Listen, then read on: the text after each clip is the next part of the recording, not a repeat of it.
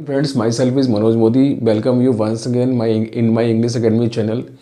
आज की इस वीडियो में हम प्रिपोजिशन के कौन कौन से ऐसे प्रिपोजिशंस हैं जिनको किस तरह से यूज़ किया जाता है, इस वीडियो में स्टेप बाय स्टेप समझेंगे। सबसे पहले हम बात करते हैं बिटवीन और एमंग की। बिटवीन और एमंग की ये दो वर्ड जो है ये प्रिपोजिशन है और ये इम्पोर्टेंट प्रिपोजिशन है। लगभग सारे एग्जामों में ज़्यादातर ये पूछे जाते हैं। तो बिटवीन का हिंदी मतलब होता है के बीच में और एमंग का मतलब भी होता है के बीच में, यानी कि दोनों का हिंदी मीनिंग सेम है और ये दोनों वर्ड प्रिपोजिशन कहलाते हैं। बिटवीन केवल दो लोगों के लिए यूज़ किया जाता है, एमंग दो से ज़्यादा के लिए यूज़ किया जाता है। आपको ये याद रखना है कि आपके दो ऑब्जेक्ट यानी कि ये 1 और ये 2 जो कि मैंने डायग्राम के द्वारा आपको समझाया है, अगर ये दोनों ऑब्जेक्ट अलग अलग होंगे और ये दो होंगे तब हम बिटवीन का यूज़ करेंगे। और यदि ये ऑब्जेक्ट की संख्या दो से ज़्यादा है, मान लीजिए 3 है, 1 2 3, और ये अलग अलग हैं, मतलब इनका आपस में कोई कनेक्शन नहीं है, तब हम एमंग का यूज़ करेंगे। राइट। तो इसे एग्जाम्पल से समझते हैं।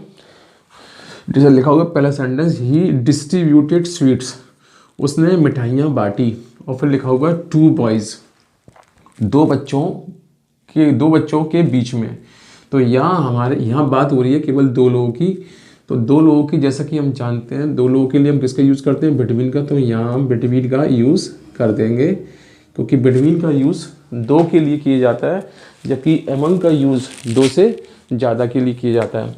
अब सेकंड सेंटेंस है, उसमें लिखा हुआ है ही डिस्ट्रीब्यूटेड स्वीट्स और फिर लिखा हुआ है 3 बॉयज़, यानी कि यहाँ बॉयज़ की संख्या क्या है, ज़्यादा है, दो से ज़्यादा है, और 3 लड़के हैं और तीनों के तीनों लड़के कैसे होंगे, अलग हैं। तो इस कंडीशन में हम यहाँ पे एमंग का यूज़ करेंगे और इस सेंटेंस का मतलब होगा उसने 3 लड़कों के बीच में मिठाइयों को बांटा। अब एग्जाम्पल नंबर 3 में क्या लिखा हुआ है आप देखेंगे। एग्जाम्पल यही वाला है, बस फ़र्क इतना सा है, यहाँ 3 बॉयज़ लिखे थे, यहाँ केवल बॉयज़ लिखा हुआ है। यहाँ यानी कि बॉयज़ की संख्या नहीं दी है, यानी कि हमें ये नहीं मालूम पड़ रहा कि बॉयज़ की संख्या 2 है या 2 से ज़्यादा है। तो ऐसे केस में जब नंबर डिफाइन नहीं होगा, संख्या डिफाइन नहीं होगी, तो हम संख्या 2 से ज़्यादा मानेंगे, यानी कि यहाँ पर संख्या क्या है, 2 से ज़्यादा है। तब इस कंडीशन में यहाँ पे किसका यूज़ किया जाएगा, एमंग का। तो हम एमंग लगा देंगे। राइट। अब example number 4, come 9 AM to 10 AM। यहाँ हमें 2 समय दिए हैं और 2 समय दिए हैं, दोनों के दोनों कैसे अलग हैं, डिफरेंट हैं। तब ऐसी कंडीशन में हम यहाँ क्या लाएंगे, बिटवीन। और यहाँ देखेंगे सिट राम एंड मोहन, यहाँ भी दो आपके ऑब्जेक्ट दोनों अलग हैं, तो यहाँ भी हम क्या लाएंगे, बिटवीन। बिटवीन के केस में आपको एक चीज़ और याद रखनी है कि बिटवीन का यूज़ यदि दो ऑब्जेक्ट के लिए किया जाता है तो इन दोनों के बीच में एंड आता है, लेकिन दो टाइम के लिए यदि इसका यूज़ किया जाएगा तो बिटवीन के साथ टू का यूज़ किया जाएगा। यानी कि बिटवीन अपने साथ एंड भी फॉलो करता है और बिटवीन अपने साथ टू को भी फॉलो करता है। ये डिपेंड करता है कंडीशन में। अगर बात टाइम की गई है तो टू लगेगा, और यदि ऑब्जेक्ट की गई है, किसी नाउन की गई है, तो ये एंड का यूज़ किया जाएगा। अब आपको थोड़ा सा यहाँ ये भी समझना है, कई बार हम एमंग की जगह एमंगस्ट का प्रयोग भी करते हैं। एमंगस का यूज़ भी करते हैं, इसे हम आगे के एग्जाम्पल में समझेंगे। नंबर 6 से लेके 11 तक हमें ये देखना है कि इनमें बिटवीन का यूज़ होगा या एमंग का यूज़ होगा या एमंगस का यूज़ होगा। 3 प्रिपोजिशन आपके सामने हैं, बिटवीन, एमंग और एमंगस। तो जैसा कि इस सेंटेंस में देखेंगे, 6 में लिखा हुआ है ही डिस्ट्रीब्यूटेड स्वीट्स और लिखा है यूरोपियंस, और यहाँ लिखा है ही डिस्ट्रीब्यूटेड स्वीट्स बॉयज़।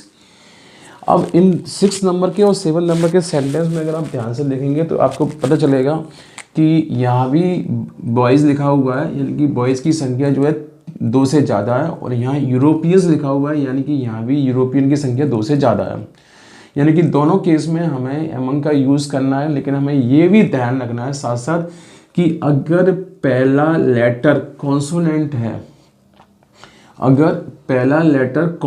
है, जैसे बॉयज़ का पहला लेटर यानी कि अक्षर, अगर वो व्यंजन है यानी कि कॉन्सोनेंट है, तब तो हमें एमंग का यूज़ करना है।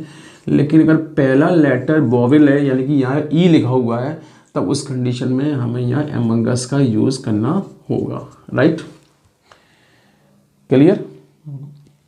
तो एमंग और एमंगस्ट में ये डिफरेंस है कि अगर पहला लेटर आपका कॉन्सोनेंट होगा तो आपको एमंग लगाना है, लेकिन पहला लेटर यदि आपका वॉवेल होगा तो एमंगस का यूज़ करना है। ये आपको ये चीज़ें ध्यान में रखनी है।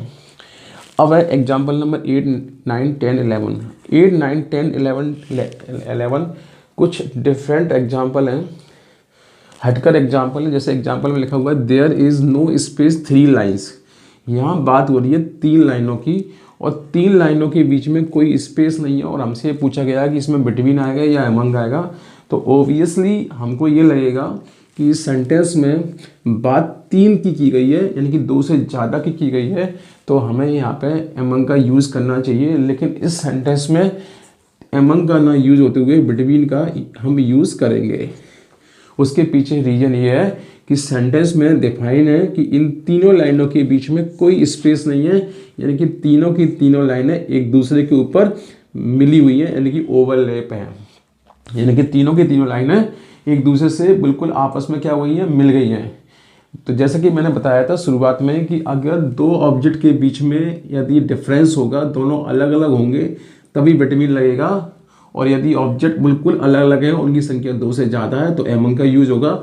चूँकि इसमें ऑब्जेक्ट 3 है, लेकिन इन तीनों ऑब्जेक्ट के बीच में कोई भी डिफरेंस नहीं है, यानी कि ये तीनों अलग अलग नहीं है, यानी कि ये एक ही ऑब्जेक्ट है। यहाँ बात 3 की नहीं हो रही है, इसलिए यहाँ बिटवीन का यूज़ किया जाएगा। अब एग्जाम्पल नंबर 9 में लिखा हुआ है there is much space 3 lines, यानी कि तीनों लाइनों के बीच में 1, 2, 3 इनके बीच में काफ़ी सारा स्पेस है, यानी कि ये अलग अलग है, तब इस कंडीशन में यहाँ पे एमंग का यूज़ किया जाएगा। इसी तरीके से एग्जाम्पल नंबर 10 और 11 there is no alliance between 6 countries. अब अलायंस का मतलब होता है समझौता, अलायंस का मतलब होता है समझौता, यानी कि 6 कंट्रियों के बीच में कोई भी अलायंस नहीं है, यानी कोई भी गठबंधन नहीं है। यानी कि 6 की 6 कंट्रियाँ कैसी हैं, अलग अलग हैं, 1, 2, 3, 4, 5, 6, इन 6 कंट्रियों के बीच में कोई भी अलायंस नहीं है, यानी कोई भी गठबंधन नहीं है।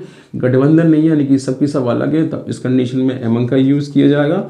लेकिन जैसे ही हम बात करेंगे कि there is alliance 6 countries, sentence number 11 में 11 की, जिसमें लिखा हुआ है देयर इज़ अलायंस 6 कंट्रीज़, यानी कंट्रियों के बीच में क्या है, अलायंस है, यानी कि गठबंधन है, यानी कि 6 की 6 कंट्री आपस में मिली हुई है, यानी कि एक है, उनकी पॉलिसी एक है, तब उस कंडीशन में यहाँ पर बिटवीन का यूज़ किया जाएगा। अंडरस्टूड। तो जब कंट्रियों के बीच में अलायंस हो जाएगा, गठबंधन हो जाएगा, तो उनकी नीतियाँ भी एक जैसी चलेंगी, यानी कि वो कंट्रियाँ एक जैसा बर्ताव करेंगी, तब उस कंडीशन को एक माना जाएगा, तो यहाँ बिटवीन लगेगा। लेकिन कंट्रियों के बीच में यदि अलायंस नहीं होगा तो उनकी रूल्स और पॉलिसी सब अलग अलग होंगी, यानी कि वो अलग अलग होंगी, तब उस कंडीशन में एमंग का यूज़ किया जाएगा। ये थी बिटवीन और एमंग की कुछ बारीकियाँ जो आपने सीखी। Thank you. अब हम बात करते हैं नेक्स्ट प्रपोजिशन की।